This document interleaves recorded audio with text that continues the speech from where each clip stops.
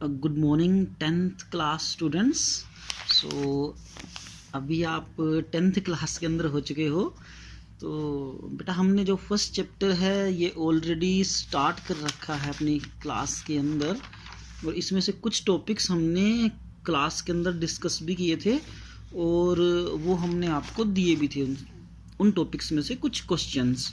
Okay तो हमने इस चैप्टर के अंदर 4 टाइप ऑफ रिएक्शंस अभी तक स्टडी की हैं।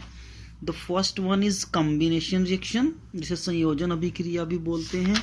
इसके सारे एग्जांपल्स हमने बोर्ड पे ऑलरेडी कर रखे हैं। The next one we have is decomposition reaction, जिसको वियोजन अभिक्रिया भी कहते हैं, जिसमें मतलब वन सब्सटेंस डीकम्पोज इनटू 2 और मोर देन 2 सब्सटेंस, मतलब एक टूट के 2 से ज़्यादा में बदल जाता है। तो इसके एग्जांपल्स हमने किए थे कि इलेक्ट्रिसिटी वाली रिएक्शन होती है, उसके बाद हमने हीट वाली रिएक्शन के एग्जांपल किए थे, देन हमने सनलाइट वाली रिएक्शन के एग्जांपल किए थे। और ये आपके जो क्वेश्चंस हैं ना, उन क्वेश्चंस के अंदर भी ये क्वेश्चन है।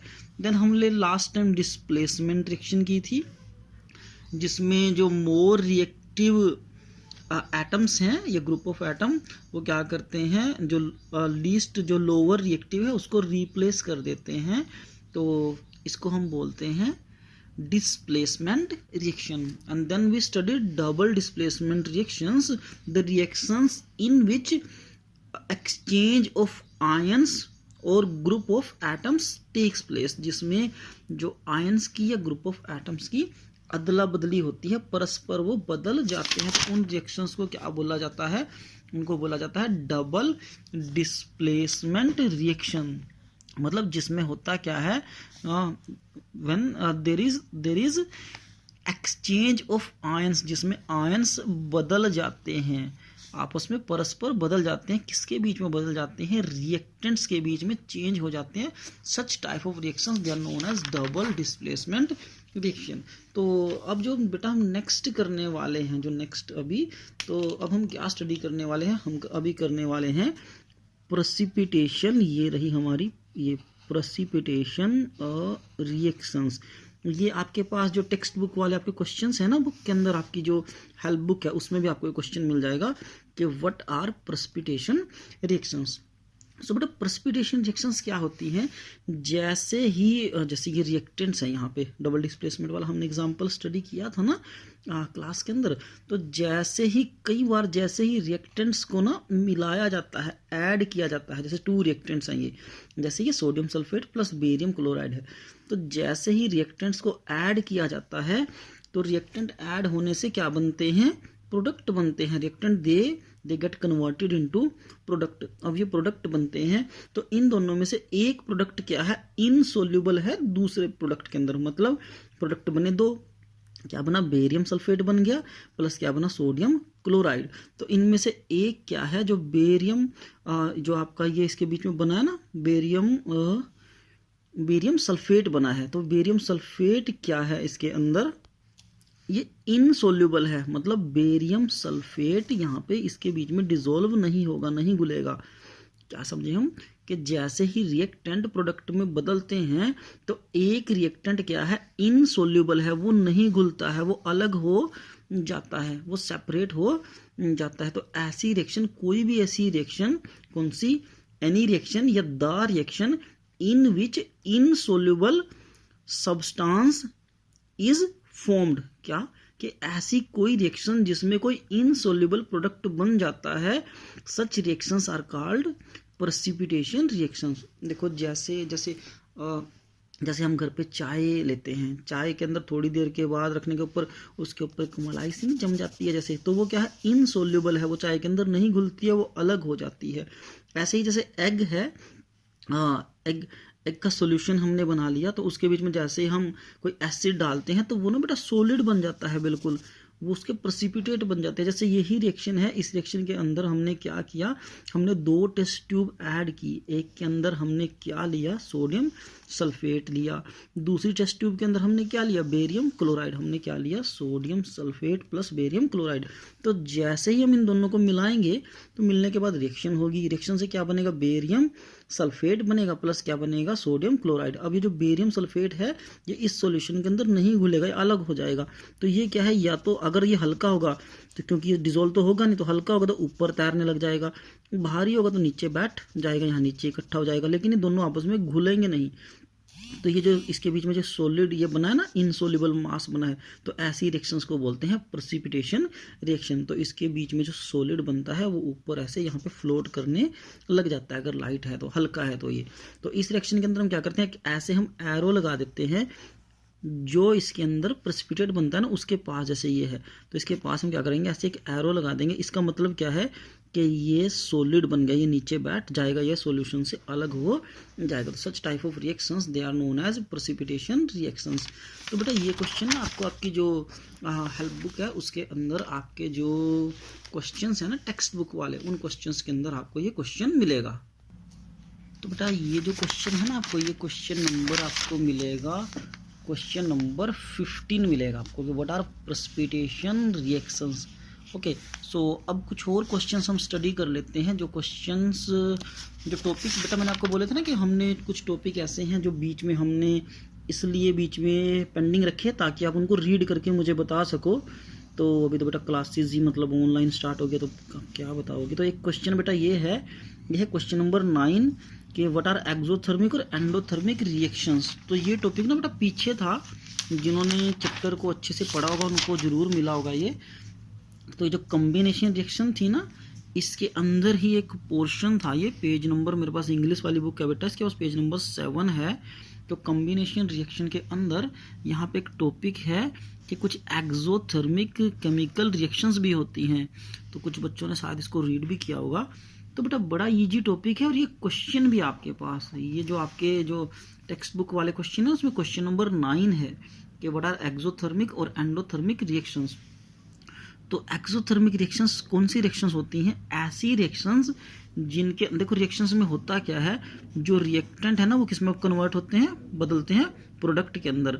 लेकिन कुछ रिएक्शनें ऐसी हैं जिनमें रिएक्टेंट प्रोडक्ट में बदलते हैं और प्रोडक्ट में बदलने के साथ साथ उसमें हीट भी निकलती है, हीट भी प्रोड्यूस होती है। जैसे जैसे आप लकड़ी को बर्न करते हो, तो जैसे आप कोयले को बर्न करते हो, एलपीजी को बर्न करते हो, तो रिएक्टेंट है वो किस में बदल जाता है, प्रोडक्ट के अंदर। जो कार्बन है प्लस ऑक्सीजन है वो किस में बदल जाती है, कार्बन डाइऑक्साइड में। और प्लस क्या निकलती है, हीट, मतलब गर्मी भी तो प्रोड्यूस होती है ना इन रिएक्शंस के अंदर। तो ऐसी रिएक्शंस जिनमें प्रोडक्ट के साथ साथ हीट भी प्रोड्यूस होती है, क्या कि रिएक्शंस इन विच, ऐसी रिएक्शन जिनमें क्या होता है, हीट इज रिलीज या हीट इज प्रोड्यूस, जिसमें हीट भी बनती है, किसके साथ, अलोंग विद प्रोडक्ट। प्रोडक्ट तो बेटा बनते ही हैं लेकिन प्रोडक्ट के साथ साथ हीट भी बनती है। ऐसी रिएक्शन को बोलते हैं एक्सोथर्मिक रिएक्शंस। और इसका जो उल्टा है, मतलब जो इससे जिससे उल्टा है, उसको बोलते हैं एंडोथर्मिक रिएक्शन। एंडोथर्मिक रिएक्शन जो हिंदी में है, हिंदी में बोलते हैं इसको ऊष्माक्षेपी अभिक्रिया, जो ऊपर हमने पढ़ा है। और ये जो अभी हम करने वाले हैं इसको बोलते हैं ऊष्माशोषी अभिक्रिया। बेटा एक्सोथर्मिक में हीट बाहर निकलती है, एंडोथर्मिक में हीट को एब्जॉर्ब किया जाता है। इसमें तो हीट यहाँ प्रोड्यूस होती है यहाँ पे, लेकिन जो एंडोथर्मिक रिएक्शंस हैं उसमें हीट को एब्जॉर्ब किया जाता है। जैसे आपने ये किया था AgBr वाला एग्जाम्पल किया था ना हमने, जो फोटोग्राफिक फिल्म में यूज होता है, मैंने आपको बताया था क्लास के अंदर। तो ये रिएक्शन कब होगी, ये ऐसे तो रिएक्शन होगी नहीं, जब इसको लाइट मिलेगी। तो ये क्या करेगा, सन लाइट। तो जैसे ही सिल्वर ब्रोमाइड को AgBr को सनलाइट मिलेगी, ये सनलाइट को एब्जॉर्ब करेगा। मतलब यहाँ पे तो हीट बाहर निकल रही है लेकिन ये इस हीट को, सनलाइट को एब्जॉर्ब करेगा, मतलब अपने अंदर लेगा। वो लेने के बाद ये किस में टूट जाएगा, ये सिल्वर में प्लस Br2, मतलब ब्रोमाइड के अंदर या ब्रोमीन गैस के अंदर टूट जाएगा। क्या समझे। देखो इस रिएक्शन के अंदर क्या है, ये रिएक्टेंट है, ये प्रोडक्ट है। हीट प्रोडक्ट के साथ साथ बाहर निकल रही है। और जो एंडोथर्मिक है इसमें क्या है, ये रिएक्टेंट है, रिएक्टेंट ने क्या लिया, हीट ली, एनर्जी ली, और ये किस में बदल गए, प्रोडक्ट में। इसमें रिएक्टेंट हीट को लेते हैं, मतलब हीट रिएक्टेंट के अंदर जाती है। और इसमें क्या है, हीट रिएक्टेंट से बाहर निकलती है। तो दोनों रिएक्शन में डिफरेंस है। इन रिएक्शंस को बोलते हैं एंडोथर्मिक रिएक्शन। तो एंडोथर्मिक रिएक्शन कौन सी है बेटा, the reactions in which, the reactions in which क्या है, adsorption of heat. Adsorption. Adsorption का मतलब होता है अवशोषण करना, लेना, मतलब उसको हीट एनर्जी टेक्स प्लेस, जिसमें हीट एनर्जी ली जाती है। तो बेटा ये क्वेश्चन हमने करने हैं। तो उसके बाद जैसे हम सांस लेते हैं ना बेटा, जो हम श्वसन करते हैं, रेस्पिरेशन करते हैं, तो सांस लेने में बेटा हम क्या करते हैं, हम हमारी बॉडी के अंदर ना ग्लूकोज है। ग्लूकोज कहाँ से आता है, जो हम फूड लेते हैं, जो हम खाना खाते हैं, तो वो ग्लूकोज, ऑक्सीजन जो हम लेते हैं ना सांस के अंदर, वो ग्लूकोज और ऑक्सीजन दोनों मिलते हैं, और मिलने के बाद हमारी बॉडी में क्या बनता है, कार्बन डाइऑक्साइड बनती है, वाटर बनता है, और साथ में क्या निकलती है, एनर्जी। तो जिस रिएक्शन के अंदर एनर्जी निकलती है, यहाँ बाहर हीट निकलती है, उस रिएक्शन को क्या बोला जाता है, एक्सोथर्मिक रिएक्शन। क्या समझे कि जैसे हम सांस लेते हैं ना, हम ऑक्सीजन लेते हैं, ग्लूकोज कहाँ से आता है, जो हमने फूड लिया है, जो हमने खाना खाया है। तो जो हमने खाना खाया है और जो ऑक्सीजन है, दोनों मिल के वो किस में बदल जाती है, कार्बन डाइऑक्साइड और वाटर के अंदर बदल जाते हैं, और इसमें निकलती है हीट, मतलब एनर्जी निकलती है। तो इस रिएक्शन को क्या बोलेंगे, इसको भी एक्सोथर्मिक प्रोसेस कहा जाएगा। इसका मतलब जो श्वसन है ना, जो सांस हम लेते हैं, जो हम सांस लेते हैं, तो उससे हमारे अंदर हीट निकलती है, हमारी बॉडी के अंदर हीट प्रोड्यूस होती है, इसीलिए इस रिएक्शन को भी एक्सोथर्मिक प्रोसेस कहा जाता है। तो ये आपको एक क्वेश्चन भी मिलेगा, और ये क्वेश्चन कहाँ मिलेगा, जो हमने अभी ये क्वेश्चन किया ना ऊपर, क्वेश्चन नंबर 9, इससे अगला क्वेश्चन यही है जो हमने किया ना, क्वेश्चन नंबर 9 कि एक्सोथर्मिक एंडोथर्मिक रिएक्शन क्या है। इससे नेक्स्ट क्वेश्चन ही है कि रेस्पिरेशन को एक्सोथर्मिक रिएक्शन क्यों कहा जाता है, मतलब सांस लेने को एक्सोथर्मिक रिएक्शन क्यों कहा जाता है। क्यों कहा जाता है, क्योंकि श्वसन के अंदर भी हीट प्रोड्यूस होती है, एनर्जी प्रोड्यूस होती है, इसीलिए इसे एक्सोथर्मिक रिएक्शन कहा जाता है। तो बेटा ये भी आपने क्वेश्चन करना है। तो आज के लिए हम इसको यहीं तक करने वाले हैं। मैंने बोला आपको बुक के अंदर आप इसको ऐसे बेटा ना हाईलाइट कर लिया करो कि ये रेस्पिरेशन इज एक्सोथर्मिक प्रोसेस है। एक्सोथर्मिक प्रोसेस क्यों है, क्योंकि रेस्पिरेशन के अंदर जो ग्लूकोज है ना, जो कार्बोहाइड्रेट है, वो ब्रेक डाउन हो जाते हैं, ग्लूकोज इसमें ब्रेक डाउन हो जाता है, उससे हमें एनर्जी मिलती है। ओके, तो ऐसे बुक को आपने मार्क भी कर लेना है, ताकि आपका आगे स्टडी करना ईजी हो जाए। ओके, और बेटा बुक्स ना मैं पहले भी क्लास में बोल चुका हूँ, अगर आप बुक्स नहीं लेंगे तो आपके लिए बेहतर है। अगर बेटा आप कहीं से पुरानी बुक परचेज करते हो तो उसके ऊपर पहले ही बहुत कुछ लिखा होगा। जैसे मेरे पास ये बुक है, मैंने इसके ऊपर पहले भी ऐसे मार्किंग हो रखी है ना, तो आपको उसमें प्रॉब्लम आएगी। नई बुक की बेटा तो वो आप ना उसको अपने अकॉर्डिंगली कर सकते हो, आप उसको अपने अकॉर्डिंगली लिख सकते हो। जैसे मेरे पास बुक है, इसमें पहले ही देखो कितना कुछ लिखा हुआ है। तो आप बेटा ऐसे कोई पुरानी बुक परचेज करोगे किसी बच्चे से, तो उसने उसके अंदर कई सारी निशानियाँ लगा रखी होंगी, पेज वेज भी फटे हुए हो सकते हैं। सो बेटा बुक आपने नई परचेज करनी है। तो बेटा कोविड से बच के रहना है। ओके, एंड पेरेंट्स की बात माननी है, घर पे बेटा शरारतें नहीं करनी है।